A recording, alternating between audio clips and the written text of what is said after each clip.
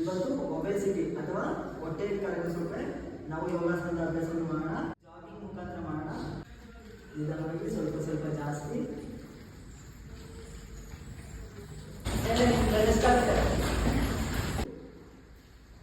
ಎರಡು ಹಸ್ತೋತ್ತನಾಸನ, ಪಾದಹಸ್ತಾಸನ, ಹಸ್ತೋತ್ತನಾಸನ, ಪಾದಹಸ್ತಾಸನ. 2 ರಿಂದ 3 ಅಡಿಗಳಷ್ಟು ದೂರ ಇಡಿ. ನಿಮ್ಮ ಹಸ್ತವನ್ನು ನೆಲಕ್ಕೆ ತಾಕಿಸುವ ಪ್ರಯತ್ನ ಮಾಡಿ. ಕೈಯನ್ನು ಎಡಗಾಲಿಗೆ, ಎಡಗೈಯನ್ನು ಬಲಗಾಲಿಗೆ ತಾಕಿಸುವ ಪ್ರಯತ್ನ ಮಾಡಿ.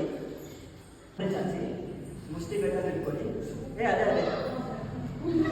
ಆಗಲು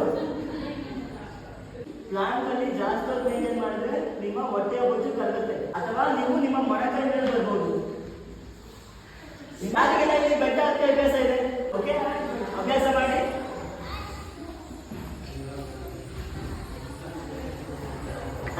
ಆಲ್ಟರ್ನೇಟಿವ್ ಅಭ್ಯಾಸ ಮಾಡೋಣ. ಹಲಾಸನ, ಪಶ್ಚಿಮೋತ್ತಾನಾಸನ, ಹಲಾಸನ, ಪಶ್ಚಿಮೋತ್ತಾನಾಸನ. ವಜ್ರಾಸನ ಅಭ್ಯಾಸ ಹೆಂಗ್ ಮಾಡೋದಂದ್ರೆ ಮೊದಲು ಸ್ಥಿತಿಗೆ ಬರಬೇಕು. ಸ್ಥಿತಿಗೆ ಬಂದು ಎಡಗಾಲನ ಮಡಚಬೇಕು.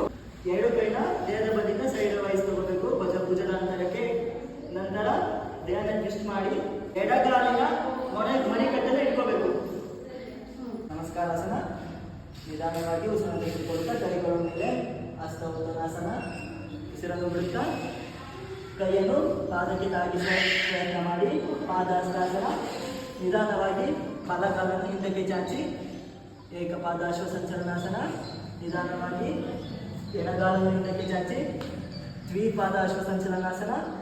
ನಿಧಾನವಾಗಿ 2 ಮಂಡಿಗಳನ್ನು ಮಚ್ಚಿ ಕುತ್ಕೊಳ್ಳಿ. ಶಶಾಂಕಾಸನ. ನಿಧಾನವಾಗಿ ಉಸಿರನ್ನು ಬಿಡುತ್ತಾ ನಿಮ್ಮ ಎದೆಯನ್ನು ನೆಲಕ್ಕೆ ತಾಗಿಸಿ ಅಷ್ಟಾಂಗ ನಮಸ್ಕಾರಾಸನ. ನಿಧಾನವಾಗಿ ಉಸಿರನ್ನು ತೆಗೆದುಕೊಳ್ಳುತ್ತಾ ಮೇಲಕ್ಕೆ ಬನ್ನಿ. ನಿಮ್ಮ ಮಂಡಿ ನೆಲದಿಂದ ಮೇಲೆ ಇರಲಿ. ಭುಜಂಗಾಸನ. ಉಸಿರನ್ನು ಬಿಡುತ್ತಾ ಪರ್ವತಾಸನ. ಉಸಿರನ್ನು ತೆಗೆದುಕೊಳ್ಳುತ್ತಾ ಏಕಪಾದ ಅಶ್ವಸಂಚಲನಾಸನ. ಉಸಿರನ್ನು ಬಿಡುತ್ತಾ ಪಾದಹಸ್ತಾಸನ. ಉಸಿರನ್ನು ತೆಗೆದುಕೊಳ್ಳುತ್ತಾ ಹಸ್ತೋತ್ತನಾಸನ. ಉಸಿರನ್ನು ಬಿಡುತ್ತಾ ನಮಸ್ಕಾರಾಸನ.